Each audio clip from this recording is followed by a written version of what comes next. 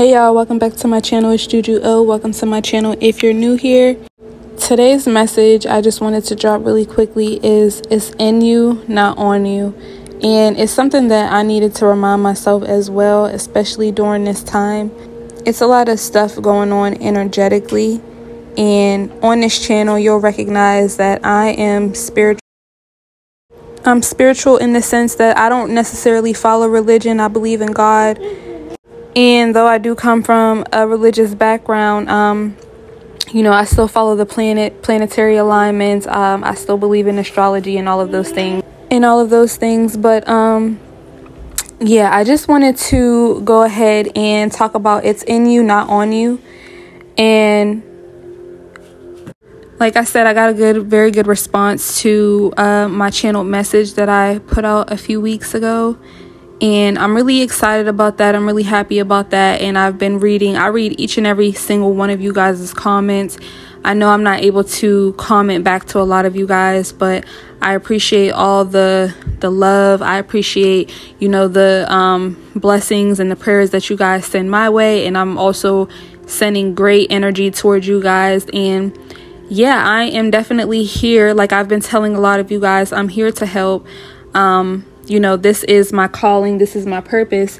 And the overwhelming amount of good energy that I just got from that, even though, a lot of you guys are saying, you're tired and you're exhausted. And like I said in that message, it's all for a reason. It's divinely guided. God sees you. God hears your prayers, and help is on the way. It's either whether it be in the form of me, channeling these messages for you guys, or another person you may be subscribed to, or a person that you meet in your real day-to-day life, or whatever the case is, the promotion that you're waiting on, whatever the case is for you. Dip and dodge these initiations that a lot of us have to go through. And what a lot of people don't realize is it's just character development. It's a lot of these lessons, they're already divinely guided for you to go through so that it can be a part of your testimony, so that you can build up that character and that integrity and have morals and values and understand no, this is the principle. This is because I learned something from that. I'm not going to do that anymore. I'm not going to go down that road anymore. And certain things had to happen to us for us to be able to recognize that and have the wisdom and the faith that we have in God and in ourselves. And so what you have to understand is, even though you may be exhausted, you may feel tired because of being in survival mode for so long, but it's in you, not on you. So when you feel like you're at the bottom, you have to understand there's nowhere else for you to go but up. Now it's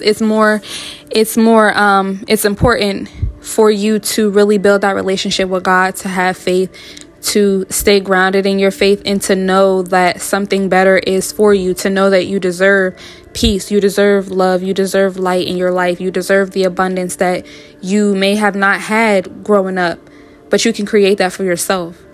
And it really takes getting out of the 3D mindset for you to co-create with the universe, with the divine, with God, with your spirit team, because being on this 3D realm, it really has clouded a lot of our judgment in terms of what we think we're capable of doing, how much energy we feel like we have to exert in order to meet certain standards or certain goals that we have set for ourselves. A lot of the times people have limitations on themselves in regards to how much they can actually achieve because they feel like they don't have enough, and then you start to really ruminate on, well, how will I get it? And you feel like you won't get it, and then you know what I'm saying, and you kind of just block yourself from even dreaming or believing or the possibility, And once something becomes a possibility to you, it's accessible to you. You have to understand that. And so what a lot of people don't understand is it's in you, it's not on you. And people will try to take away your earthly things in order to try to make you feel a certain type of way. But when you have been stripped, when you have already had, things taken away from you, or you have already been met with rejection for a majority of your life, or you've already been living in survival mode and you're used to getting by just off of the strength of who you are and your morals and your values and your faith in the divine and your spirit team and yourself and God, then that really changes the trajectory of things. That really changes things and it shifts things, because when you're not shaken, when you're not made or broken, when you're not, it can't make or break you whether or not you have that car, or whether or not you have that job, or whether or not you have that girl or that man or that title.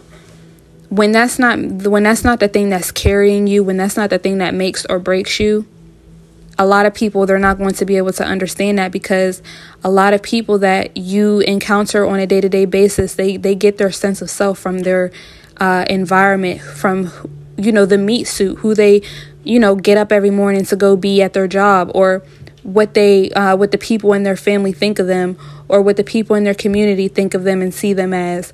They get their sense of self and stability and everything outside of them.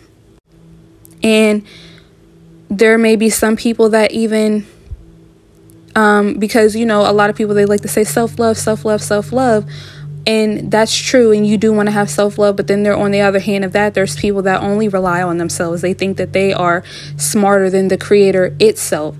They think that these are the people that like to play God. They like to test the boundaries and really push things to the limit, because all they think about is themselves, and they think that they are God. They are God in their lives, and they want to play God in other people's lives.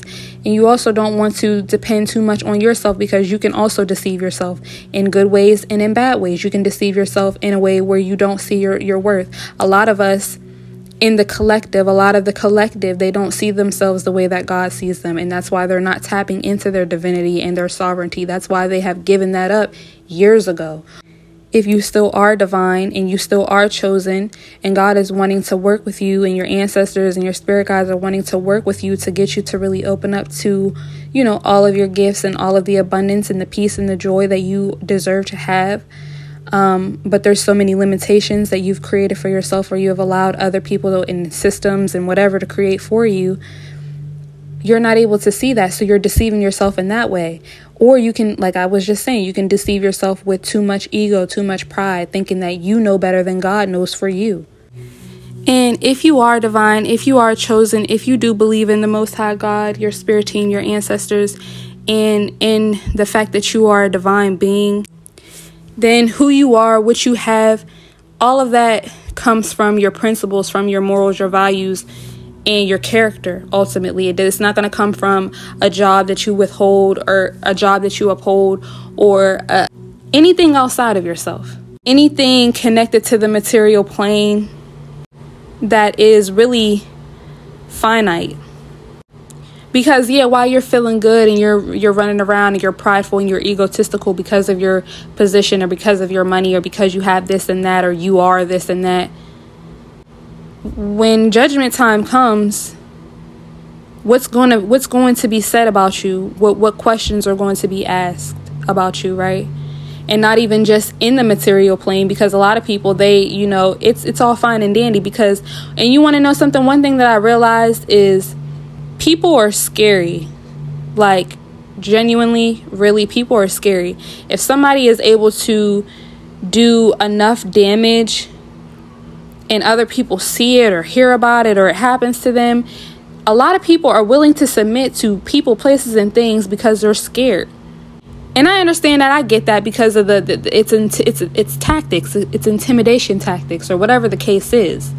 So what people will do is, when somebody is living and they're alive and they're running rampant and they're egotistical and they're prideful and they're all of these, bad things, people know this about them. They know this about themselves many times, but a lot of people, they lack self-awareness. A lot of times people are just so egotistical and prideful that they'll jump off a cliff and die, or they'll just die, like really in the 3D, before they ever will, take responsibility for things that they've done or things that they said. So you really aren't able to really see, did that person really have self-awareness? Did that person really know how horrible of a person they were or that they could be? Because you don't want to necessarily, strike it out. But like, God does have some people that are unforgivable, Some people are reprobate that are walking this earth. There's nothing that you can do with them. There's nothing that you can do for them.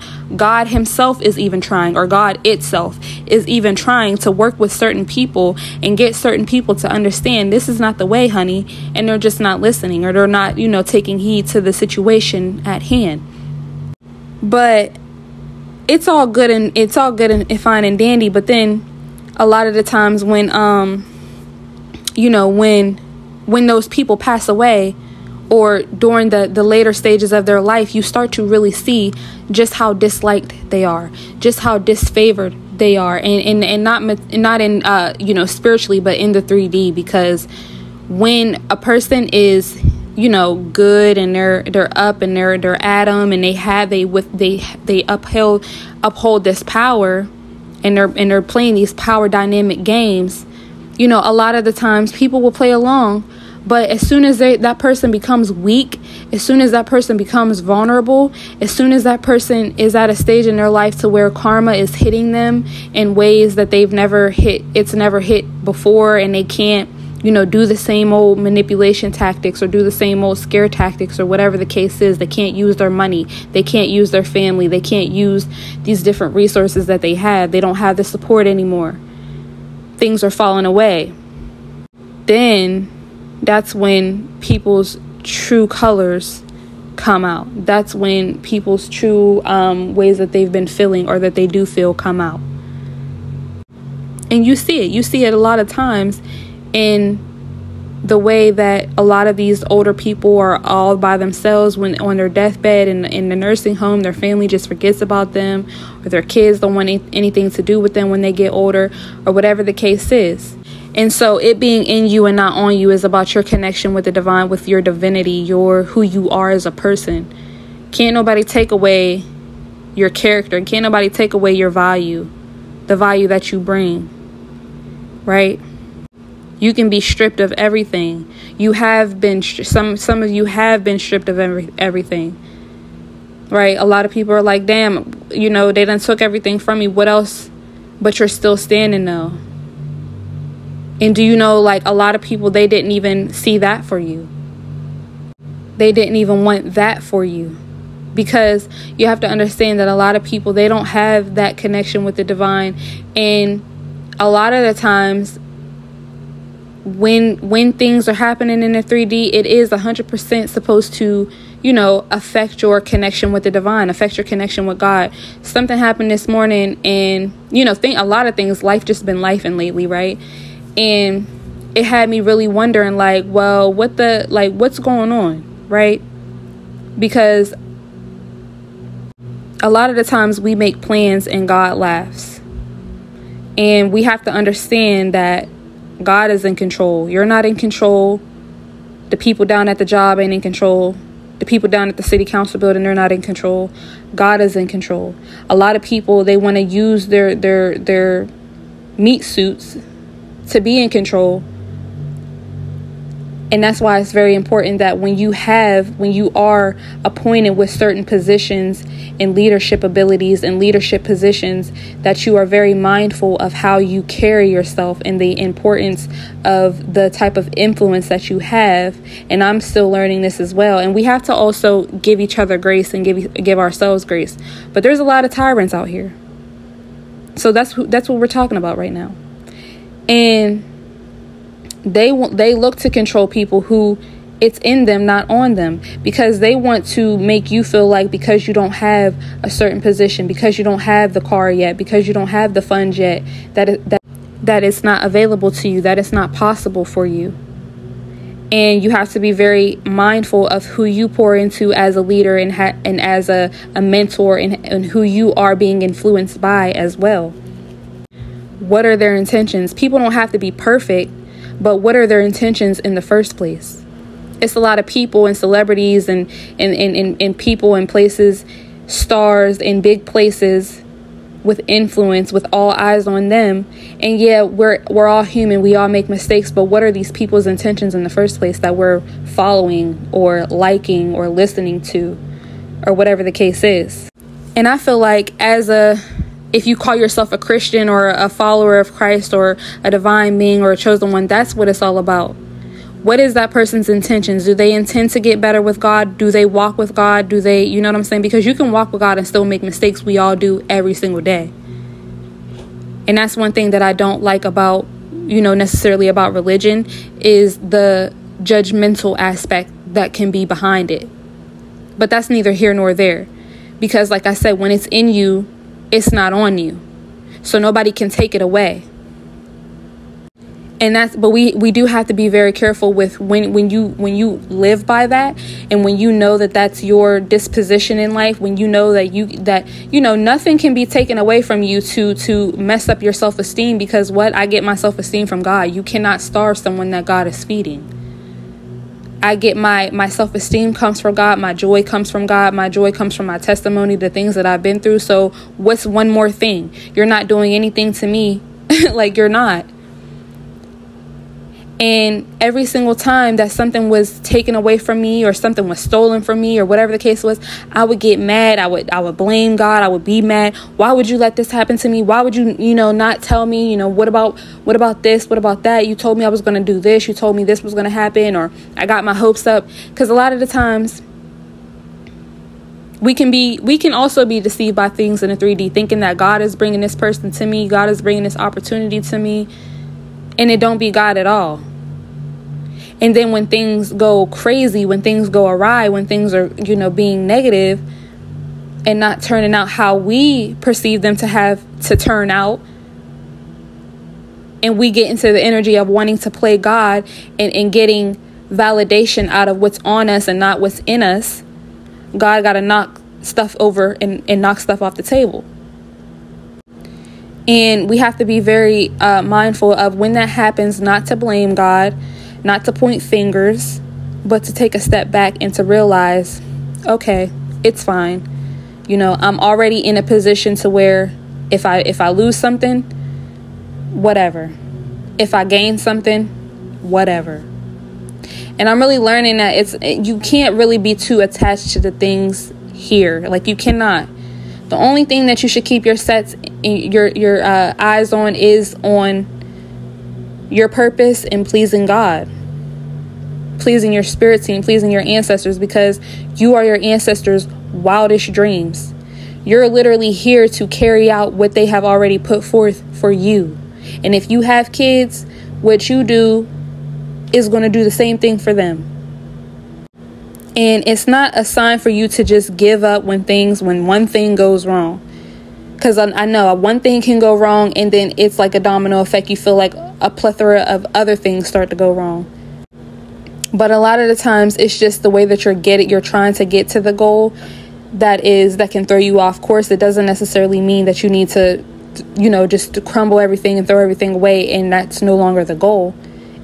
Trust that God is going to continue to provide for you during your moments of distress, during your downtimes, during your moments of just relaxation. It's okay to relax. And I'm really learning that every moment doesn't have to be productive. But like I said, when things are projected onto you as if you're not worthy enough, or you're not doing enough, or you're lazy, because, we live in a capitalist society where everything is go, go, go, and you got to get the bag, and you got to make a dollar in order for you to be seen as valuable or to be considered a valuable member of society, because you start to feel like you're not worthy because you don't have certain things or you're not doing certain things. But when you really start to understand the law of attraction and manifesting, and really start to understand how God works and how God wants us to think about ourselves and think about the universe and life in general, you really start to understand that when you ground yourself, when you are relaxed, when you know who you are, when you build up that inner confidence, what you feel on the inside starts to manifest on the outside. So your attraction, your desires have no choice but to desire you. And so I can be a testimony and a testament that God will do things for you. God will perform miracles in your life. God will put you in rooms that you never, thought that you even deserve to be in. God will put you around people that you never thought that you would ever meet, because you live a totally different life. You come from a totally different lifestyle. But when you think about people that you admire and people that inspire you, they all have similar stories many times. They come from nothing. They too had to go through these different initiations and build up themselves in order to manifest the lifestyle that they have now. And it took a lot of transformation. It took a lot of letting things go. It took a lot of being vulnerable with themselves, with their families, and doing things that they simply did not want to do and things that were outside of their comfort zone. Because when you stay in your comfort zone, you're going to get the same thing over and over. It's going to be comfortable for you. It's going to be something that you are used to, something that you have gotten used to. There's nothing new in the comfort zone. So yeah, it's in you, not on you. Don't worry about, if things are falling apart, that is because something better is being built up. And you have to understand that. You have to understand that, understand that, overstand that. Continue to have faith in God. Continue to have faith in your spirit team, and pray, meditate, ask for help, ground yourself. Make sure that you're grounded in your faith, because things in the material will try to, mess you up.